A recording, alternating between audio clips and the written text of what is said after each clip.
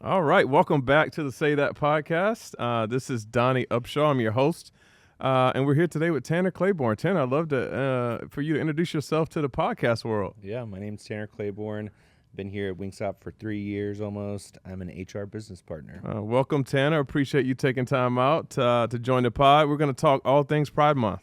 Tanner's one of my favorite people here at Wingstop, and I felt no better way to talk Pride than to have Tanner come on and chat with us.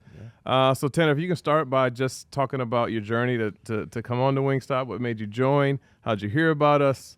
I'd love to learn, a little bit about you and your background and your history before Wingstop as well. So, grew up here in Dallas, so always been very familiar with Wingstop. Went to school at Texas A&M. Got a degree in sociology with a minor in business. Kind of always wanted to go the HR route. Okay, so you knew that from day one? I always kind of knew that. My mom was in HR. Okay, shout out moms. Yeah, something that I was passionate about. So, really a people-driven person. Yeah. So, worked for another company for around 6 years, and then kind of when COVID happened, I was just looking for something new and found a job posting here and applied, and I interviewed with you, and here I am 3 years later. Yeah, that's awesome. Outside of knowing about the brand from a consumer perspective, what attracted you to even want to apply at Wingstop? I think just being like Dallas based and having like the awareness around it, I think it's a really cool brand. It's growing. You hear a lot about Wingstop here as a Dallasite, so it was just something that I was like, I kind of want something bigger with more recognition from like a brand perspective. Yeah. And Wingstop kind of fit all those molds. That's awesome. So how's it been? How's your 3 years been? Your journey? It has been one of the most rewarding, I would say, experiences in my life. Yeah. We do a lot every day. There's a lot going on at all times, but you're always learning something. Yeah. Where I sit in my role, I have like a unique, I'd say, cross-section across the organization. So you just get to touch and hear all these amazing things that we have in the pipeline, and you wouldn't get that experience anywhere else. Yeah, that's great. And then you talked about, your mom was in HR. You felt like you were always going to go into the HR space. What is it about HR that where's that passion come from? What do you enjoy about this type of work? People, really. I love talking with people. I love hearing about what their passions are and what motivates them. Probably sounds bad, but I have a relatively good EQ. So like reading people and putting that to work always came very natural to me. Yeah. Not everybody's able to do that, so that's a superpower for sure. So, just being able to use that as my talent and then getting to use that in my day-to-day work is something that connects me to my passion, really. Yeah, that's great. Well, let's talk a little bit about Pride Month. Yeah. You're a member of the LGBTQ plus community. I am. So I'd love to hear about how you're able to share your flavor here at Wingstop. You say share your flavor a lot. That's one of the things I think you really take a lot of joy in and a lot of pride in. So I'd love to hear just your thoughts on what that means and what that means for you here at Wingstop and how you're able to show up at work, et cetera. Yeah, so one thing that I absolutely love about Wingstop is I feel like, one of our core values is being authentic. And I really think that we believe and we practice that here and allowing everyone to be their authentic selves. Yeah.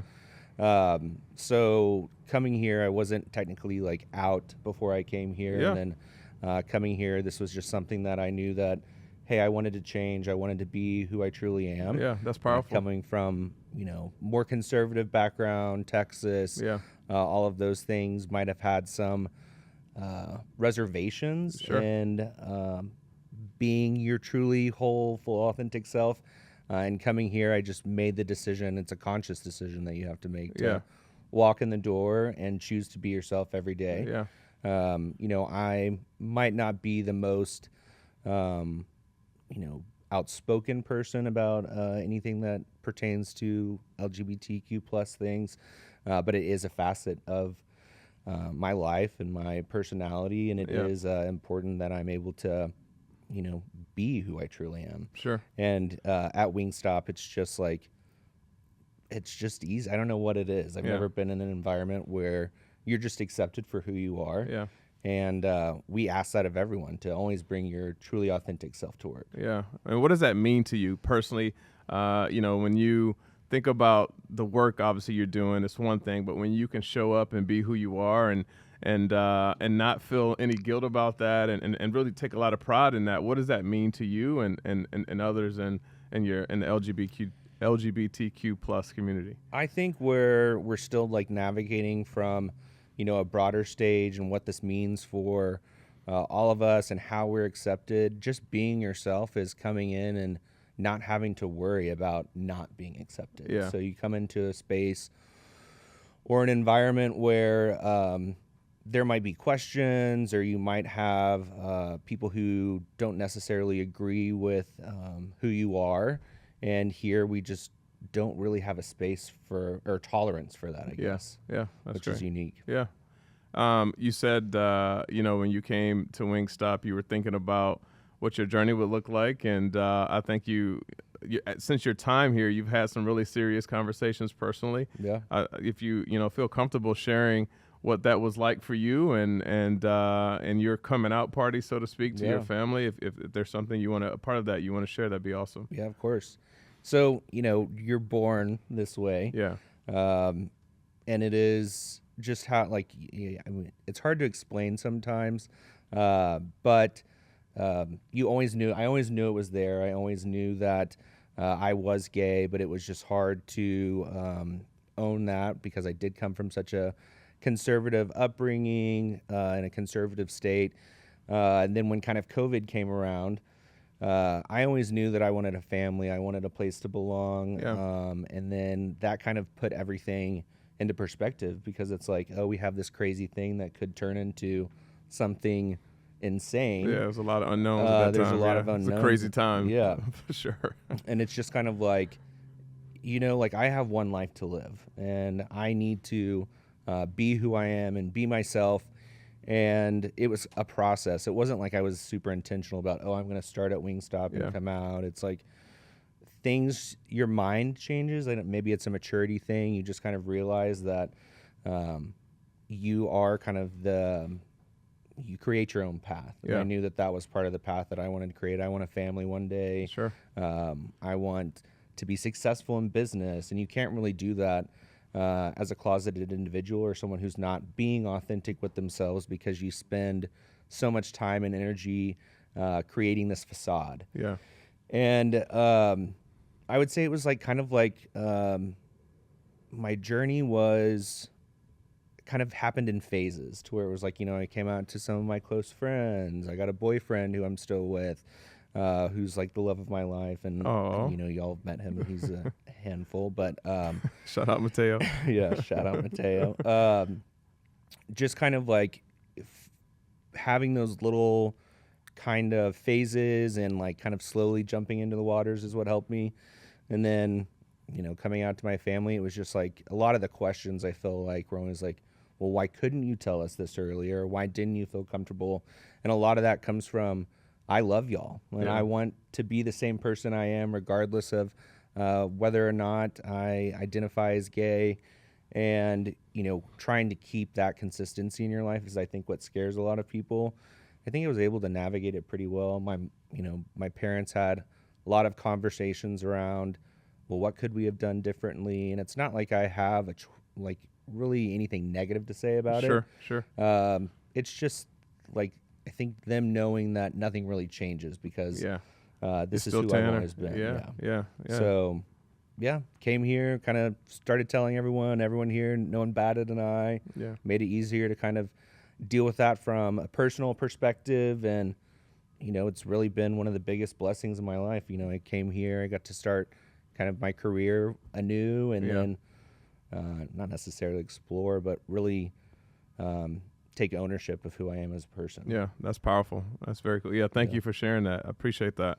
Now, how do you build on that? And what I mean by that is I know you have aspirations to grow both personally and professionally. And so how do you continue to evolve as a human and share your story and educate others and look for that advocacy that's really important. We talk about advocacy a lot on this podcast. So I'd love to just hear your perspective on how you continue to pay that forward. Yeah. So I think that an important, everyone plays a role. My role might not be to, be sitting here with the pride flag and waving it and Sure. doing all of that sort of stuff. It's important for people to see people navigate things in different ways. So for me personally, where I might not be the most outspoken of that, I am prideful of who I am and my experiences, and I want other people to see that who maybe don't feel as comfortable in going to one end of the spectrum, and maybe they just realize that, like, hey, being gay, I can have the same exact things that I had growing up with my heterosexual parents or something like that. There's really no difference. I mean, there's been a lot of discourse, I would say, in the past 10 years. So much has changed as far as the normalization of that, or understanding a different path as far as it comes, or as far as like LGBTQIA stuff goes. But really, it's just like, hey, I can be married to someone of the same gender. Hey, we can still have a kid. We might have to navigate things differently, but that child will be just as loved as it was from someone who had, heterosexual parents. Or I can have a career and that not be something that defines me or creates a glass ceiling for me. I think that, there's no such thing as normal, but normalcy is something I think everyone strives for. And I think kind of being that consistent sort of normal, sort of not an advocate, but like example is something that's important. Yeah, that's great. Where do you see yourself when Tanner looks back, and 10 years from now, what's going to be important for you to accomplish as a human? Yeah, from like a human perspective, hopefully 10 years, man. 10 years, I'd, hopefully I've progressed in my career. I'd like to be like kind of starting a family and creating something new in that realm. Legacy, right? Yeah, legacy. Yeah. And, I have like nieces and nephews and godchildren right now. So showing them what an example of, a gay person can be is important to me. And in 10 years, they'll be in like high school and about to go into college. Yeah. So, that's what I think I look forward most to, is just that family aspect, and also having that in my own right. Yeah. Wingstop, what can Wingstop do to help support the LGBTQ plus?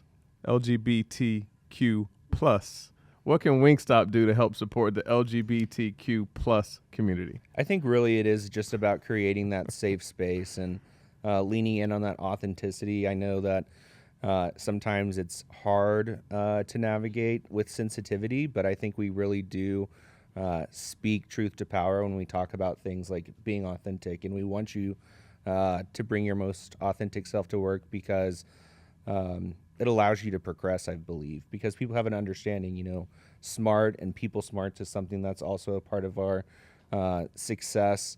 So giving people the opportunity to learn through being inquisitive, and then also sharing who they are and bringing their flavor, like I always say, is something that is very important. Yeah, our value system obviously is really, I think, one of the secret sauces for our success, and authenticity is really important to us. And it's, I say this often, but it's really about, we want the diversity in thought, we want the diversity in background, the diversity in leadership. It doesn't matter the school you attended or what your parents did or what state you're from. We really want the best and brightest talent. That's what's most important to us. And I think that's really a unique element of about Wingstop, is that, we pull these talents in from different backgrounds. And the thing that's most important is the value that you add and your contribution. Yeah. And I think that's, as long as I'm the chief people officer, I think that's going to be one of the things that's really important to me, and making sure that all the leaders in this organization view it the same way. Yeah. Let's talk a little bit about outside of work, passions, hobbies, interests. What does Tanner like to do when he's not at Wingstop? Outside of work, it's always being around friends, being around family, doing a lot with them. Very social. Always trying to go to the latest and greatest hot spot in town. Also cooking. I like to cook, and favorite dish that you cook. The one I get requested the most is probably like my meatballs, like homemade sauce and noodles and all of that sort of stuff. Okay. And favorite restaurant in Dallas? Favorite restaurant in Dallas? It's hard because there's so my one that I always go to is called Louie's. Okay. It's off of Henderson. It's a dive bar. Okay. It is they're kind of rude, but it is like the best pizza, and they have amazing martinis. And, okay, pizza and martinis. It's okay, like I love a dive. okay, got it. I love a good dive. All right. Um, if you are your younger, like, what does Tanner tell his younger self? What advice do you give the younger Tanner? Don't be so afraid. Be yourself earlier. Yeah. Because you only that's one thing that I kind of look back on and might have a little bit of regret is that I held myself back. Yeah. Really, because I was trying to keep up with this facade. I was trying to make other people happy when really my heart was always in the right place of not wanting to let someone else down by coming out. But in turn, what I did was I let myself down because I didn't get to, I wasn't able to tap into my potential earlier like I could have. Yeah, I also think, though, maturity plays a role in that, right? Yeah. And I think we all mature and evolve, and happiness gets the definition changes as you get older. Sure. The things, perspective, you get different perspectives, and you learn more about yourself. And so I don't know. I wouldn't be too hard on yourself. I would say it's really just about maturing and having those life experiences that changes perspective, and then what you consider to be happiness also changes. And I think you're just going through, went through that, and everybody and everybody goes through that at different times in their life. So don't be too hard on yourself on that. Okay. Well, I always afford the opportunity to ask any questions of the guests. So what questions do you have for me? What can I answer for you? Man, it's going to be really hard for me to come up with a question because I'm just going to want to ask about myself. You could do that too. What would you ask Tanner if you were me? What would you ask Tanner? I don't know. What is something that you see as we grow? You know, Wingstop is going through this insane growth phase right now. We're about to move into a new office, new building, have new people. Yeah. What is something I feel like our talent is our X factor here? How do we continue to scale that and then also kind of keep that, protect it? Yeah, protect it. Yeah. People often ask me what keeps me up at night, and that's really it. It's protecting this culture as we grow, and we're growing, as you said, pretty quickly. And I think we need to just continue to level set and make sure we're doing it responsibly, and not growing too fast, too soon. And then it's all about the leadership that you assemble, and the people that you decide to bring into the organization. They have to fit your value system. That's the only way we're going to really put a mold around this thing that we think is special, and which is our culture. And we've got to take every hire very serious, and make sure that they go through the proper vetting process. And that just means that, they have to be aligned with our core values, and the table stakes you talked about of being humble, hungry, and smart. Like, those things are really important. They're not just words on the paper. We really need to see that from an individual, and I think making sure that we are protecting that as new people come into the organization is really important. And then I also say it's really about not to forget who we are, and that's we are entrepreneurial. We have fun. We sell chicken wings. Don't take ourselves too seriously. And so if we keep that, I think we'll be okay. But it is one of the things that I think about a ton. And there's a lot of other elements, inputs that I think go into keeping the culture strong. But one is you've got to hire the right people, then you've got to be able to take care of them, and do the things that are important to them and not just what's important to the organization. You've got to find that balance. So how do you, think I brought up authenticity a lot in this conversation, because that is a value that's very important to me here. How do you maintain something as nuanced as authenticity when you are adding new talent, you're scaling at such a fast pace, all of that? Yeah, I think every leader has to be accountable. We've gotten now to a size where it can't just be HR that's being the gatekeepers. Everyone has to have that responsibility, and I think that's the really important part is you hold leaders accountable to that. And then if you do that, most people respond to accountability, and I think that's how we can be successful in that regard. It won't be without challenges, right? And I think I always say this: whenever we hire someone, promote someone, or if someone exits, that sends the message to the organization of what right looks like. And so we just got to continue to take that seriously. Yeah.